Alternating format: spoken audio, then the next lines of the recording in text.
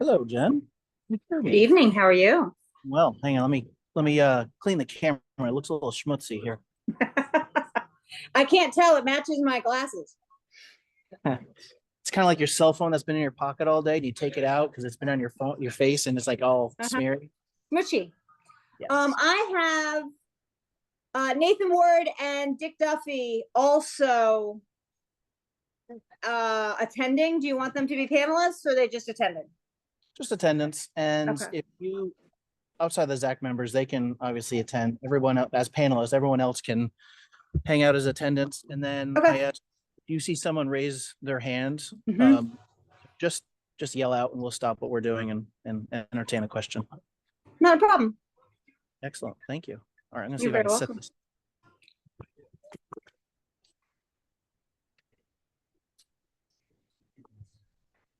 Rudimentary setup here. All right, so there's Rory. Rory's going to be right here speaking.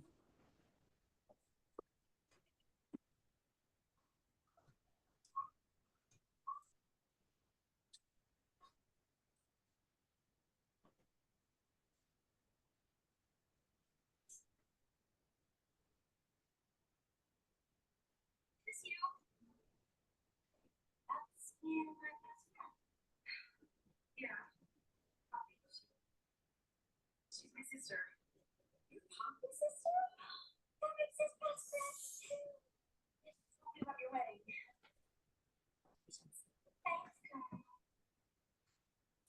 Thanks, Kyle.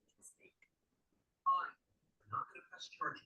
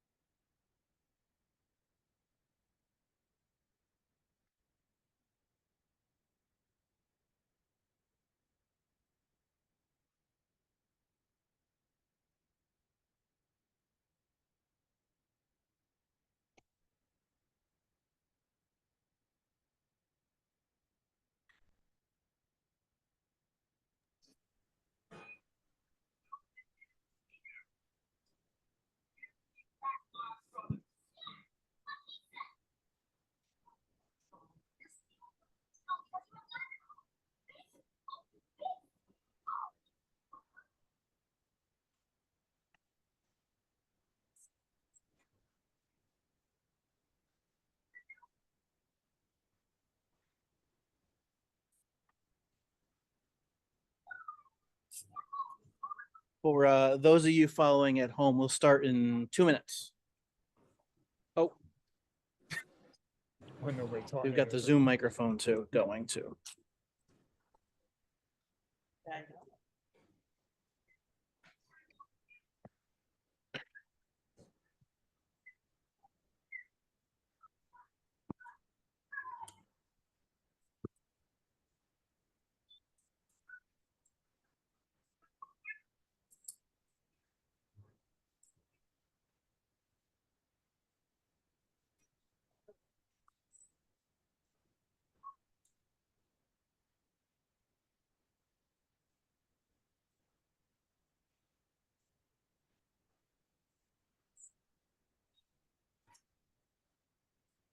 That's this week. Yeah. Yeah, very much better. You know what I mean?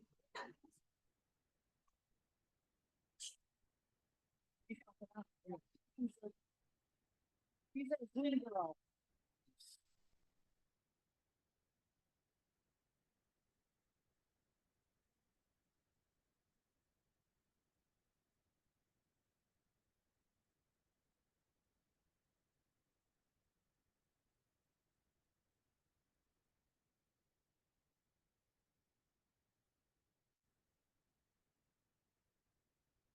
All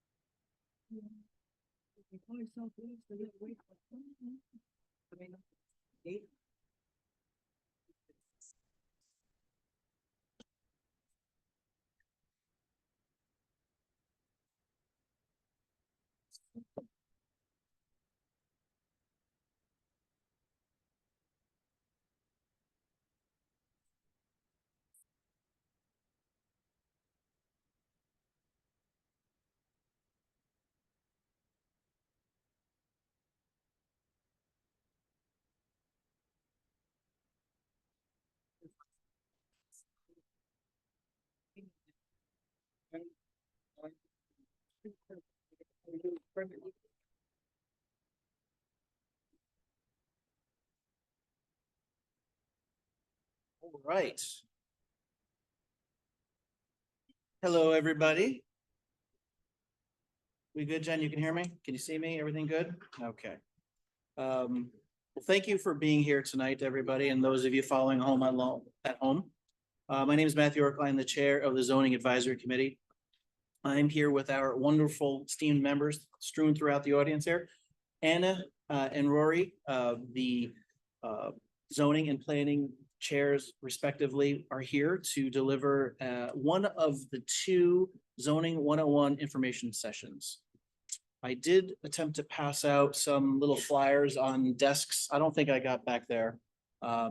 This is the first zoning 101 session today. It will be recorded. It's on Zoom. The next one is August 15th. It's the same material, so you will not be missing anything if you choose to participate in one and not the other. And then October 10th is where we are going to need your help in providing us feedback. So the goal for these two sessions are just to give everyone baseline knowledge of what zoning is and particularly what zoning is not. So that way it'll help inform all of us to provide the correct feedback to us when we do in fact go ahead and address some of the issues in the current zoning law. So it's not that we need to hear, hey, my neighbor's fence is 3 feet on my property, which actually my neighbor's fence is, but that's not what it's about. So I hope with that said, I will turn it over to Rory. He will be giving us a quick overview. So I do ask if you do have any questions, feel free to bring them up, direct them towards me. I will capture as much as I can. But right now we are not going to kind of debate or go back and forth. The input session from you guys, as well as following at home, will be October 10th. Okay, any questions before we get going? All right. Take it away, sir. Thank you very much, Matt. Good evening, everyone, and thank you for coming out. I want to welcome you to the class. We don't allow any gum chewing in a class. We can ask you to put your cell phones away. We will be ending at 8 o'clock. We'd like to start on time and end on time here. And I'm sorry. Hey, Jen, I'm trying to share my slides, so I want to make sure that if I present them on my screen, you can see them as well. Okay. Reggie rules supreme. Yes, I'm sorry to cut you off. That's all right. Let me know when you're Rory, done. your sound is great. I was just about to send a text. You sound good. Well, thank you very much. I feel good too. Oh, I'm glad. I'd much rather be outside sitting on the porch, as will all of you, I'm sure. Okay, can you see that? You see these slides, Jen? I can. It looks perfect. Are we live and well? We're good to go. All right. This is basically an entry-level class in zoning, all right? It is not intended to go into any real depth. It's simply to give you an overview of what zoning is. So if you want to ask questions, you're certainly able to do so because you'll be getting some idea of what it is that we're dealing with. The Zoning Advisory Committee has been meeting for the better part of 4 months now, working on our zoning and attempting to understand it ourselves, get it clarified, and develop a plan to simplify it and make it much more effective. It is a document that was written and added to over the last 30 years and has some of the most convoluted language that you will ever see. If you have any interest in reading it, the zoning code is online. And if you have nothing better to do for a couple of hours and want to depress yourself, you could read it. Okay. If I could have the first slide, let's see if it works. Excellent. The history of zoning began in New York City back in the 1900s. In New York State, it was enabled in 1924. And then the US Supreme Court got involved and upheld zoning in Euclid, Ohio versus Ambler Realty Company.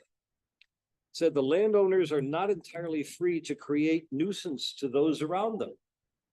Local governments and many police conducted in the name of health, safety, and the welfare of others. Standard city planning was enabled in 1927, which gave zoning regulations to be made in accordance with a comprehensive plan. As many of you are aware, the comprehensive plan was redone last year, a Herculean effort by everyone that was involved with it, and they did a phenomenal job. So I want to give them kudos to that. If you haven't read the master plan, you probably ought to. The other thing you ought to understand is the master plan hadn't been updated in over 30 years. It is now, scheduled to be looked at and has the potential to be changed because it's a living document and it can be updated. And I believe in the actual legislation, it's supposed to be looked at every September. So it is conceivable that it will evolve and develop as the village grows and things change and demands change. Next slide, please. Zoning is law. It's a means to regulate investments. It's a series of chapters in a municipal code. Our municipal code is about this thick. If you really want to have some fun, you can look that up online and read that too. One of the series of it's one of the series of chapters in the municipal code. This is my zoning book. Okay, it has all kinds of yellow tabs on it because I mark things as I need to deal with them, and there's probably almost as many tabs as there are pages in the book. It also is tied to other land use chapters within the code.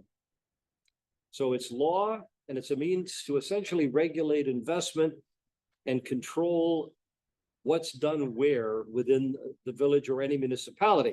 What it is not, it's not intended to be selectively enforced. That means you can't have spot zoning and say we can do this here, but next door we can't do that. It has to be, it can't be selective. It's not applicable to public rights of way. It is not a catch-all for every land use, and it's certainly not a replacement for building code or construction standards.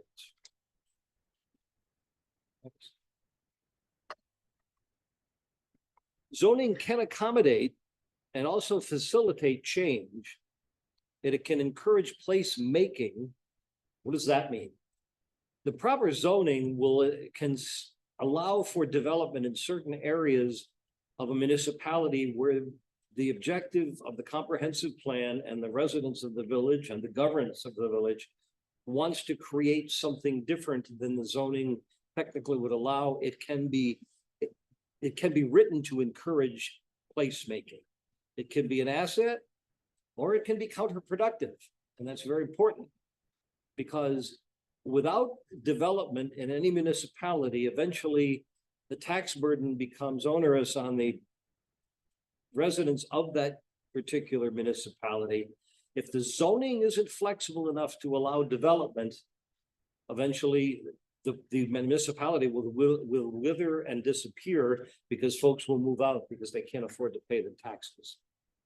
Zoning cannot create change, nor can it create places.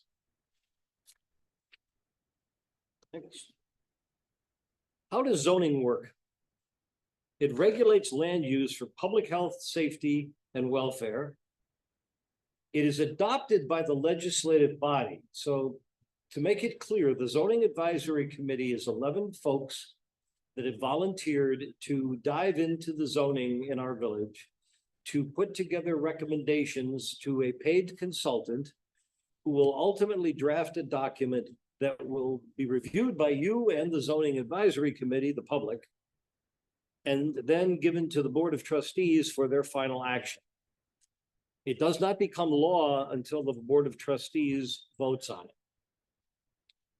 It consists of a variety of things, text, maps, graphics, anything that can be used to make people understand what it can and cannot be done, and to help people understand what it's supposed to look like, or more importantly, what it's not supposed to look like. Zoning regulates types of land and where they're allowed. A good example of that would be, let's just say, I'm trying to think of an area. If any of you are familiar with the village at Saratoga, which is a subdivision south of the city, that was done about 20 years ago as a planned unit development. It was a series of lots that had gone up for tax sale, and a group of people got together and bought them and came up with an idea, and got the city of Saratoga Springs through their creation of the law, that is to say the developers, to create a planned unit development that allowed that to be built. The houses were single car garages and 10 feet apart. Everyone was told it wouldn't work. It was impossible. Nobody would ever buy them. I think they're selling around $600,000-$700,000 a piece now. So it worked. Zoning can be very beneficial in creating places if it's done properly. Now, the text of the zoning defines the land uses and identifies where they're allowed.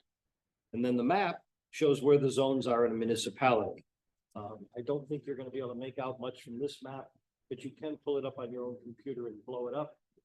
And it has colors of all of the various elements of the village: single family, two family, mixed use, vacant, apartments, commercial, community services, rec and entertainment, industrial, public services, and parks. That's the land use that is shown in the comp plan. It is eventually theoretically going to be adopted and used in the zoning map, which may differ in some areas, but those are the elements that it looks at. Zoning regulates, again, all kinds of things, specifically dimensions, setbacks, lot size, width, building height, lot coverage, and the like. They're all different depending upon where they are within the municipality. And the zoning regulates site elements such as parking and landscaping. If you hear what I'm saying and understand where I'm going, zoning is all inclusive. It takes a look at what needs to be done, or what is wanted to be done by whomever is looking at doing it, and determining whether or not it fits the requirements of the law in terms of the size of it, the mass of it, the height of it, the coverage on the lot, how it affects the neighborhood, and where are they going to park? Are they going to landscape it properly? Is it going to be acceptable to the people around it? So zoning is pervasive, and again, it's law. It's not something that's subjective. That particular element of a village government falls to planning, but we won't get into that because this is a zoning discussion. Go ahead. The zoning ordinances basically contain two parts: the zoning map, which divides the community into zoning districts, R1, R2, commercial, etc. This is an example of a zoning map, and again, colors indicate the various elements in the various districts. The village has an interesting challenge, and that is we have many areas in the village that are technically R1 residential one-family districts that are basically mixed use in the context that in those R1 districts are a whole bunch of R2 uses. That is to say, single-family homes with apartments, single-family homes with garages that have living space in them. All of this happened over a long period of time when we had a building inspector that did not do his job and a code enforcer that did not do his job. And so a great many of these were built within these neighborhoods. And so at this stage of the game, as we looked at zoning, we realized that R1 doesn't necessarily apply completely to some of the districts in the village because it has all these mixed uses in it. One of the challenges we're working with is how are we going to clarify that for the folks that are there and have this situation, and then what are we going to do as we move forward? The zoning text defines the purposes of it and the various elements, the uses that are allowed in each district, the dimensional standards, the lot size, again, the setbacks. Setback means if we have a house, what is the distance from the back of the house to the back fence line? What is the distance of the house to the side lot on either side? And what is the distance to the front? Those are all typically spelled out in zoning and have to be met unless you can't, or you don't want to, or you want to do something different, in which case then you have to go for a variance, which we'll get into later. Setbacks affect other things other than houses. Well, yes, there, but we could spend hours, okay? There's also things that are related to signage and parking and landscaping, and then authority and procedures that are inherent in the code of how we, as the zoning board of appeals and the planning board, operate to deal with the differences or the challenges or the questions. Or I want to do this and I don't think I can, how do I get around that? Or the building inspector says, I have to come to you to get approval. All of that is in the text.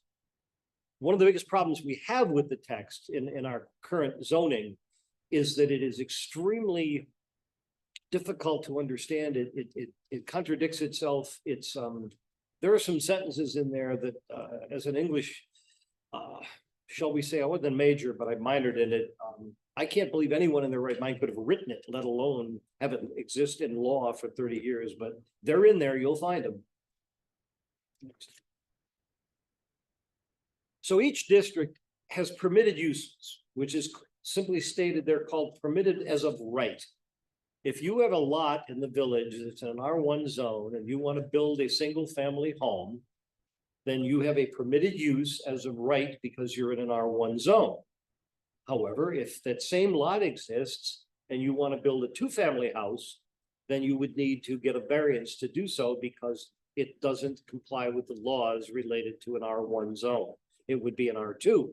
Whether or not you get that variance would be dependent upon your arguments that are made to the Zoning Board of Appeals. Then there are special permits or specially permitted uses, a conditional use. That's not a right, it's a condition. The uses listed may be allowed if the location is suited for it. It's decided by the ZBA, the planning board, or a legislative body, or all three. A good example of that might be a situation where for years there was a neighborhood grocery store. And the neighborhood grocery store goes out of business and an entrepreneur comes along and wants to run a beauty salon. Well, a beauty salon is not a grocery store, and the grocery store isn't permitted in the R1 zone, but it was pre-existing non-conforming. And now the beauty parlor wants to do the same thing.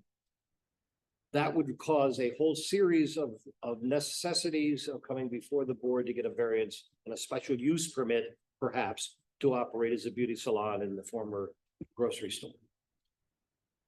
A prohibited use is one that is not listed for the district, and you can apply for rezoning or what's known as a use variance. There are two types of variances that are allowed by the Zoning Board of Appeals under zoning law. The use variance, which is what is the property going to be used for, and area variances. It's too big for the lot. We need relief for the size of it and the setback distances. The use variance is infinitely more difficult to get. There are much higher standards for a use variance legally than there are for an area. I don't know if you can see this picture, but in residential districts, you can have single family houses, even if they're close together. You can have specially permitted townhouses, which are connected but are residential, but you can't much open a casino. So I'm sorry, if you happen to have a nice house with a big backyard and you want to put a casino in, you're probably not going to be able to do that. But that's another good example of a specially permitted use. They're contiguous houses, but they're residences, and perhaps that makes more sense on the lot that's available to do it, and they've got a special permit and they were able to build it. What if my proposal is not permitted as of right? Well, then you have the opportunity to talk to the Zoning Board of Appeals about variances. And again, area variances relate to the space involved on the lot and how much of it is covered by the building. And is it according to the law based on the setbacks that are in the law? And if it's not, you're going to need an area variance of some kind in order to do what you want to do.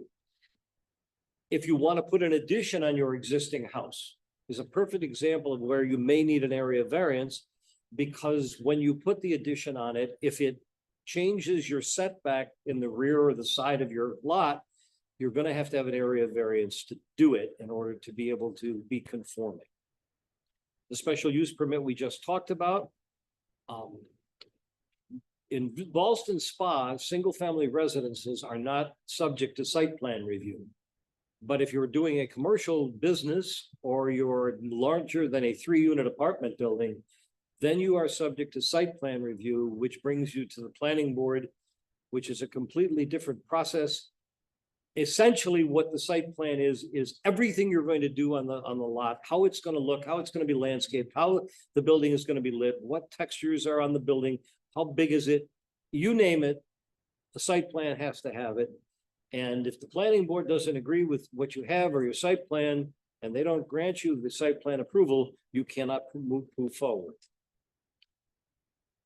There are nonconformities as well. Okay, there can be certain situations where you look at a situation and you say, okay, it doesn't meet everything, but it seems reasonable enough for us to approve it based on it does meet these things. And in this particular location, it may be advantageous to the village to have something like that done.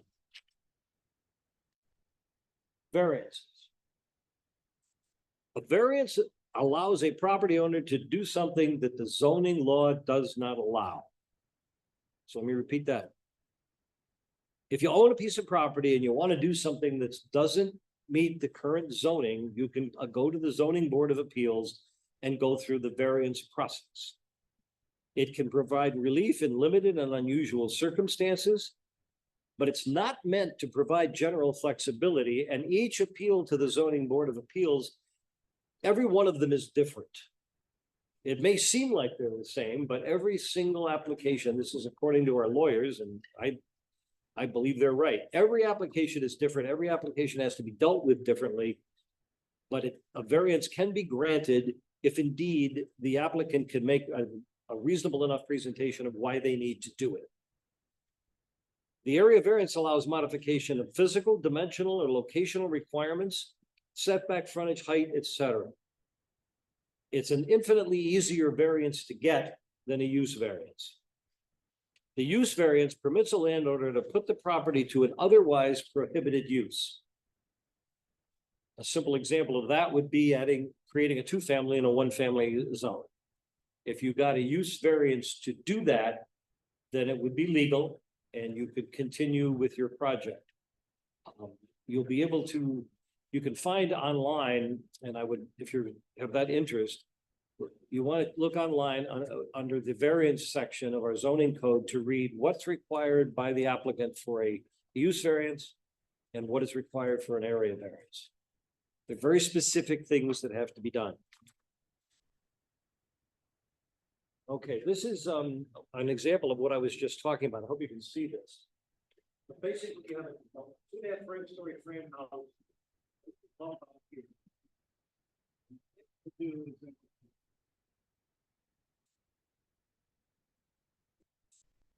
Close to the side of the lot line. So they need an area variance of setback to allow them to do what they want to do. That may or may not be granted. If the neighbor happens to say, wait a minute, I don't want that close to my house. And all the neighbors go, well, you know, if they do that, then somebody else might do it. And pretty soon, instead of having setbacks in our neighborhood, everybody's on top of each other. The Zoning Board of Appeals has to listen to all of that input and will, and try to make a reasonable decision for both the applicant and the neighbors. Special permits.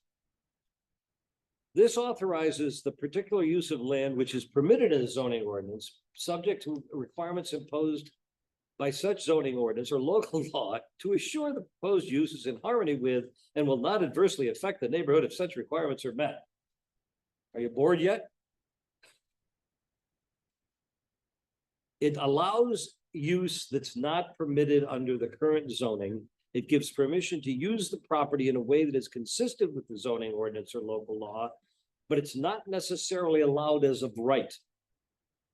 Inclusion of a permitted use in the ordinance or local law is tantamount to legislative finding that the permitted use is in harmony with the general zoning plan and will not adversely affect the neighborhood. I'll go back to the little grocery store and the beauty salon.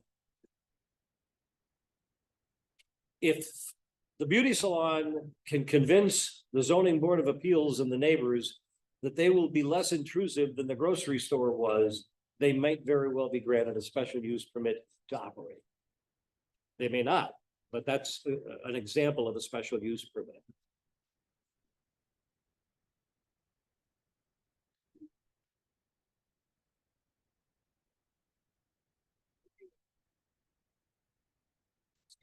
This is a plan for an artist studio.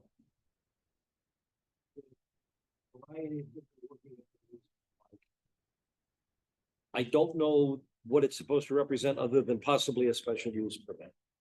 Okay, if it was retail use and you wanted to open an art gallery and it's not permitted because it's not retail, then that would be another example of a special use permit if it were granted. Now we get into the more involved part of it. The site plan review. This includes small and large scale parcels ranging from gas stations, drive-in facilities, and office buildings to complex ones such as shopping centers, apartment developments, and planned unit developments. I'll go back and we'll start with the last one first. A planned unit development is proposed by a developer with incredible detail as to what they want to do. And it effectively is, they are creating their own zoning district. They make that presentation after talking to the village building inspector, the trustees, the public. They come up with the best plan they possibly can for what they want to build. It goes to the board of trustees or the governing body of the municipality, and the PUD, if it is voted upon, becomes law, it becomes legislation. Back in the day, the apartments on the Prospect Street Hill that is owned by the Rossi family, it's in our zoning. It has special section in our zoning. But in reality, it's a planned unit development. They thought about it back in the day and had the lawyers that could explain to them would have been a better way to do it. I think it probably would have been done as a PUD. The development I mentioned in Saratoga Springs, the village at Saratoga, was a planned unit development. It was all of the information that was done in terms of the houses, the spacing, the size, the textures, the models, the types of windows, you name it, okay? All of that is spelled out by the developer in the planned unit development document, and then that is presented to the municipality, planning board, zoning board, and board of trustees in this case. And if it's voted upon and passed, then the developer can proceed. The site plan itself, okay, looks at things like, how do you get in and out? Parking, landscaping, what are the buffers?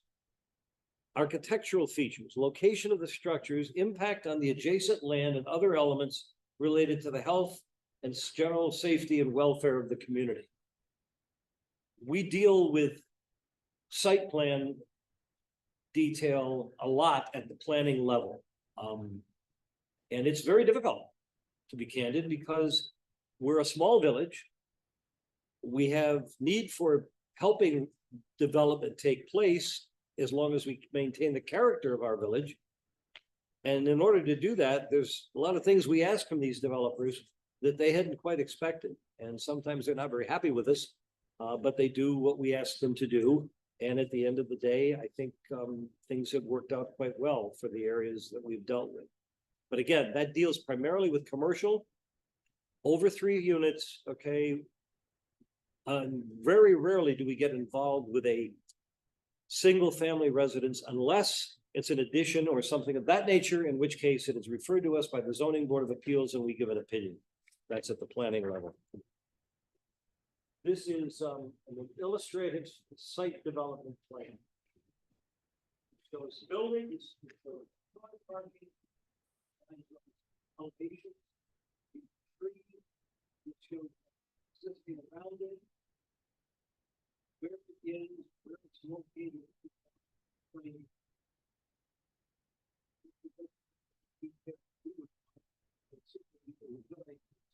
What a site plan begins to look like. We look for things like lighting and screening and noise and hours of operation and traffic in and out and number of customers per hour, et cetera, et cetera, et cetera. Nonconformities. Zoning nonconformities were established prior to or adopting zoning law, but do not comply with the current law. There are 3 types. A use, an industrial use in a residential zoning district. We actually have that here in Boston Spa. Okay, the Kent Street area where all of the buildings are that Jim Dalpy owns that provide a lot of jobs and manufacture some things. And I believe at one point they were making a pretty successful business out of making dog biscuits. That's a nonconformity. It's zoned industrial, but it's right next to a residential district. The non-conforming structure is just that. It's a structure that doesn't meet the setback requirements. Okay, literally every building on Front Street doesn't meet the setback requirements in the village. All right. So if they were to all burn down, this is a discussion I've had with several of the old trustees and a lot of people. It would be very interesting to watch what we would have to do in order to allow it to be rebuilt because the zoning doesn't allow it, because the setbacks aren't right. There's an awful lot of lots in our village that are non-conforming. Doesn't make them bad lots, doesn't make the owners bad people, but they are non-conforming. So if they're sold and you want to do something different with them, you're likely going to be talking to the Zoning Board of Appeals. Okay. I want to put an addition on my house. Here's my drawings. So first of all, you have to show up on Monday or Wednesday, okay, roughly between 7:30 and 10 o'clock to meet with our building inspector and give him your plans. And he will review them and tell you whether or not he approves them or if they need to go for further review. So the staff evaluates your proposal and to ensure that the building that you want to build meets necessary setback requirements. If they don't, then you did a variance from the Zoning Board of Appeals and you don't get your building permit. The applicant is advised to look at alternative options. Maybe you should make your house smaller so that you can get your building permit. But if you can't do that, then you're going to have to apply to the ZBA for an area variance. If there's no feasible alternative for the applicant, then they have to submit a complete application to the ZBA that describes their proposed project and why it should be granted a variance from the code. Here it is. So the applicant submits their survey map that shows the proposed addition. The survey map, along with photographs and a site visit, in many cases, the zoning board will actually go to the site and look at it. Helps them evaluate the proposal. The other thing that happens is there's the opportunity for the public to speak in opposition or in support of the project. A wise applicant that has this particular situation is going to be discussing that with their residential neighbors all around them and try to get their support so that when they walk into the Zoning Board of Appeals, they've got the neighbors saying, we have no problem whatsoever with commanding that addition to the house. It doesn't affect us at all. Or conversely, we have an army of people screaming, it's the worst idea you've ever heard. And that has an impact too on the zoning board's decisions. Next page. This is more detail on the addition that we just looked at. These are the building plans that would be submitted to the building inspector. They would be posted online by the zoning board of appeals when the appeal process got to the ZBA, so that the public and everyone could see what the owner wanted to do and what the size of the building was, the additions, the elevations. All the detail is there so that everybody knows what's going to happen, and then the zoning board of appeals can act. This is another example of it, okay? If you can see this, there's a very little bump out way in the back. And now it's a larger bump out. Is that significant? Would be up to the ZBA to decide, but it certainly does impact the distance to the setback, which we could argue is probably the hedge. So therein would be an area variance for that particular bump out. Decks, same thing.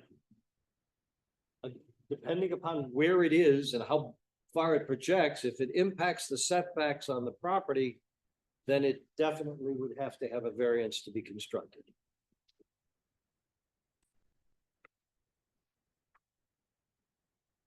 Here's a real good question. How does the zoning board of appeals make their decisions? They evaluate the proposal against the standards for the area variance. Here they are. Whether an undesirable change will be produced in the character of the neighborhood or a detriment to the nearby properties would be created by granting the variance. Whether the benefits sought by the applicant can be achieved by some method other than what they're asking for. Whether the requested area variance is substantial. What does that mean? Well, let's just say, for the sake of discussion, that the front setback on a property is 25 feet. And the applicant is asking for the ability to build their house 5 feet from the street. Now, every other house on the street is set further back, but they want theirs to be closer. The ZBA may decide that that's an excessive request and not grant the variance because it doesn't really fit within the neighborhood. The definition of substantial is determined by the zoning board of appeals. And they have had many heated discussions over what substantial is and whether they can be granted or not. Whether the variance would have an adverse effect or impact on the physical or environmental conditions in the neighborhood or the district. Again, so very difficult questions to answer depending upon what the applicant is asking for, but if it's going to be given an area variance, it can't have those kinds of impact. And then most important, whether the alleged difficulty was self-created, which consideration shall be relevant to the decision of the Board of Appeals, but not necessarily preclude the granting of an area variance. Perfect example of that is somebody has bought a house or is going to buy a house, and the house has an addition on it.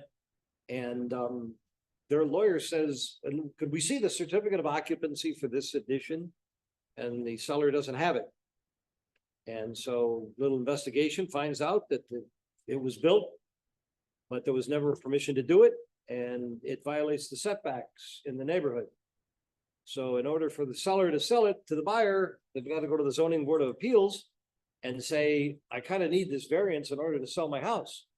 And the ZBA is going to say, well, you bought the house, you've created your own problem. And I don't know that we need to change that, or maybe they do. But if you create the hardship yourself, it doesn't necessarily completely rule you out on an area variance, but can have a significant impact. So the message there is, if you're going to buy anything, you want to be sure that the zoning for it is proper so that you don't run into a problem moving down the line. Who reviews the site plan? The answer is the planning board. The planning board is made up of a number of folks. We actually have the Village of Ballston Spa, I'm proud to say, has a very, very powerful planning board. We have 2 engineers.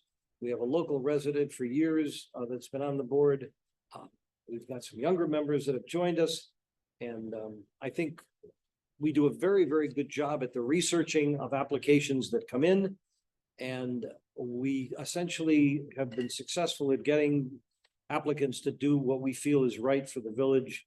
And we've also had some very frustrating discussions where we've turned down certain site plans because we didn't feel it was right for the village. Part of the problem we have is our zoning is obtuse in certain areas. And it becomes really subjective for us to work with the language in the zoning, especially on things like business signs and those types of things. So we're working as the zoning advisory committee under Matt's leadership to try and get these things simplified for the village and also for the general public, because it drives people crazy. I want to open a business and the place next door has got a sign this big, and how come I can't have it? Well, because theirs was pre-existing or nobody enforced the sign ordinance back in the day, but now we have to. And so now you have to have your sign to be this big instead of that big, and that's a pretty tough one to explain. Or the better one is there's a state law. The municipality does not have to follow its own rules. So we have a library with a digital sign, which is completely illegal under our zoning, but there it is. Okay, we have fire departments with digital signs, completely illegal under our zoning, but that doesn't matter because they're under village authority. Try explaining that to somebody that wants to put up a digital sign at their business. Okay, it becomes very difficult. We have to clarify those types of things in the new zoning, and we're working very hard to do that. How do you evaluate a site? The applicant submits a survey map, drawings, the landscaping, the utilities, every conceivable detail that we deem important has to be on there. And the big one is the survey. You'd be astonished at the number of people that come in with a drawing of their lot, okay, with some penciled notes about how they measured it with a tape measure, and expect us to be able to approve a site plan without a survey. Surveys are not inexpensive, and try to get a surveyor, okay, to do it in a short span of time. They're very busy, very difficult to get done. We like to see pictures and drawings of what your project is going to look like. We want to see what you're going to landscape it with. We want to see where your driveway is. We want to see what the traffic counts are. If you're going to try to open a business on a very busy state road, you're going to have to go to both the county planning board for approval, and DO, Department of Transportation, has to bless your project. That can take months. The entire submitted application has to be complete. And once it's deemed complete by the clerk in our building office, then it's submitted to us for evaluation, and the planning board discusses it in meetings. We can have one meeting, we can have 5 meetings on a project. It depends upon the detail of it and how well prepared the applicant is. In many cases, they're very well prepared, and it can be done relatively easily. There's also situations where they just don't understand what it is they need to do. They want their business to be able to operate, but they didn't realize they'd have to go through all of the things they have to go through. Then you have the folks that have bought the business, but never made it contingent upon the governmental approvals necessary to open. So they walk in, they've created their own hardship by buying the building, and they're asking the planning board for help to open it. It becomes a challenge. Again, all of this is related to our zoning laws and the fact that they're really hard to understand for the general public, and we're really working hard to make that a lot simpler for all of us. I mentioned some of these, but I'll just go over them again. In terms of the planning board and site plan review, we look at vehicular access and circulation, pedestrian access and circulation, off-street parking and loading areas, location, arrangement, and size or designs of building, lighting signs, landscaping, usable open space for any playgrounds or green space or information or recreation, adequacy of stormwater and sanitary waste facilities, protection of adjacent properties of noise, glare, unsightliness, and other objectionable features. Where's your dumpster going to be? If you're going to open a restaurant, okay, where's your grease trap? How big is it? Have you talked to DPW to determine whether or not the sewer line will handle the volume that you're going to create? In short, the site plan review is designed to try to find all the problems that may come up and solve them before the applicant goes out and starts spending real money. We have challenges in our village about parking. We have challenges in our village about traffic. Okay, if you've ever tried to walk across Route 50 at any time of day, you're taking your life in your hands. There are very few crosswalks, and the traffic is incessant. So if you want to open a business, we have parking regulations that were changed a number of years ago, where we changed the parking regs to make it easier for businesses by removing a great deal of the parking requirements, if not all, in the central business district. And that's a fairly substantial area of the village. It's shown on the zoning map. It's certainly helped. We also identified the fact that there's a ton of parking available in our village, except you have to do this. You gotta walk. You can't necessarily park right in front of the place. You might have to walk 3 blocks. People here aren't used to that. Saratoga, they're getting used to it. Yeah, try to park in Saratoga, you'll walk, I guarantee you that. So when you look at a site plan and a business that's coming to the village and you know you would like to help them because you feel it's a viable business that will be helpful to the village in terms of sales tax revenue and jobs, you also have to factor in where are these people going to park. Try to find a place around the Speckled Pig tonight. Nothing wrong with the Speckled Pig. They're doing a great job. They're fantastic business, but their success is showing us on the ZAC, we have to do something different with the parking. We've got to figure out some way to control it. Look at all of the, again, I don't mean to get off topic, but I think it's important because it all ties together. You've seen all the yellow stripes and no parking all over the village. We don't have a parking enforcement code officer to enforce it, so people park wherever they want. We have to fix that, okay? The zoning advisory committee is very, very interested in enforcement because without it, all of our work is meaningless. Stormwater and sanitary is very, very important because we have to meet state requirements. You can't just dump your sewer into your stormwater drains. And a lot of that's happening around here, okay? And that has to be dealt with. All the adjacent properties need to be protected. If you want to open a business and you're going to have Krieg lights shining down and you're going to be open until midnight and traffic in and out, that might be problematic if you're close to a residential neighborhood. The light pollution alone is something that has to be discussed. Most business owners and don't think of it about that. Their professionals do, but a lot of them, as I said, come in with sketches and they learn. Okay, next.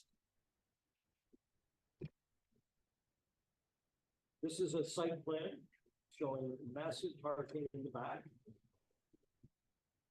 This is really quite small.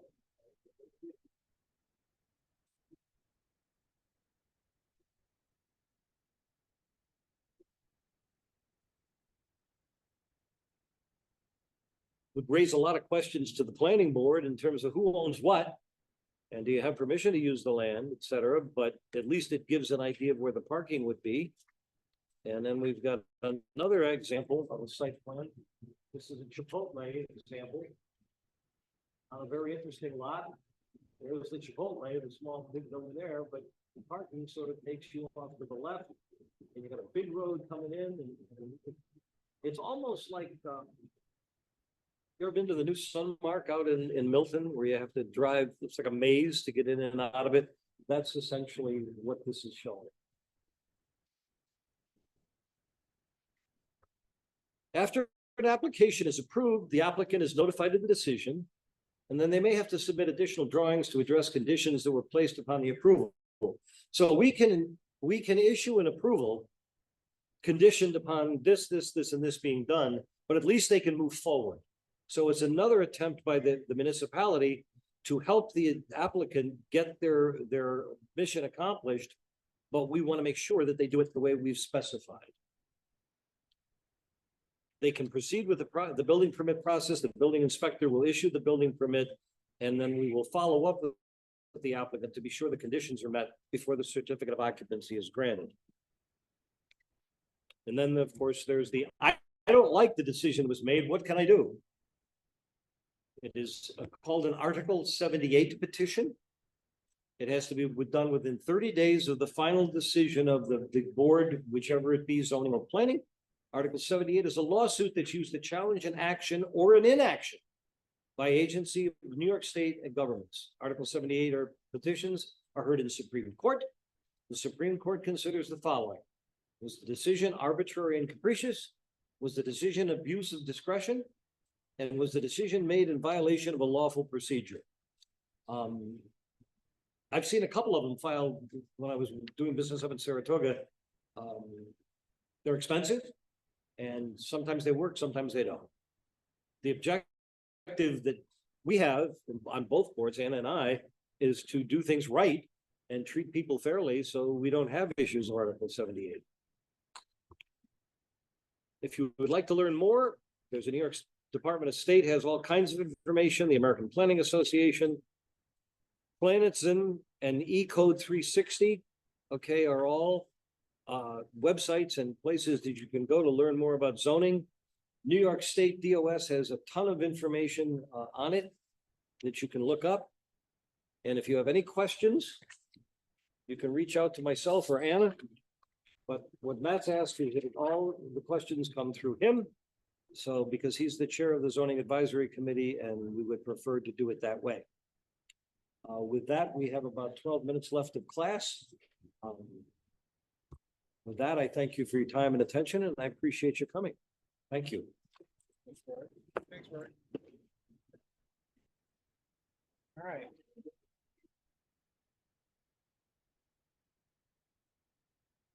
That said, if you guys have any questions or comments, this video, it was recorded, so will be put on YouTube. I give Jen maybe a day or two or a few, and it'll be up there. So if you couldn't see it quite clearly on the screen, it'll be waiting for you on the YouTubes in a little while. I think that's it. Are there any questions about Rory's topics while he's here and while Anna's here? That was some pretty meaty stuff.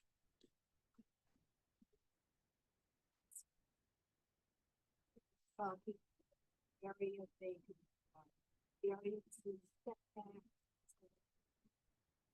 If you could be their own house.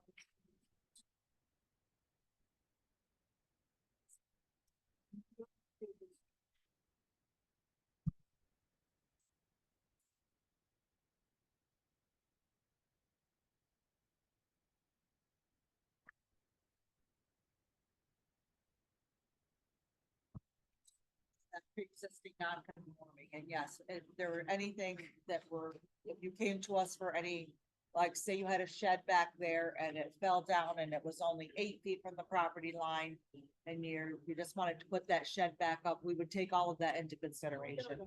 2-story horse farm. Which is a garage. Is it on your property, somebody else's? It's on mine. I might as well say it. Mine was part of the Isaiah property. Area.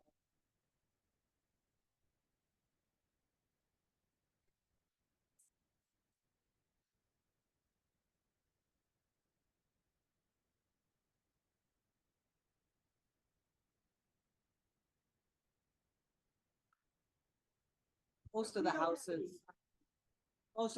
that have been here for decades, as mine is, none of them meet the front setbacks at least, Yeah. right? So, I mean, that's all taken into consideration if you needed to get a variance. But if I had to tear it down, Yes.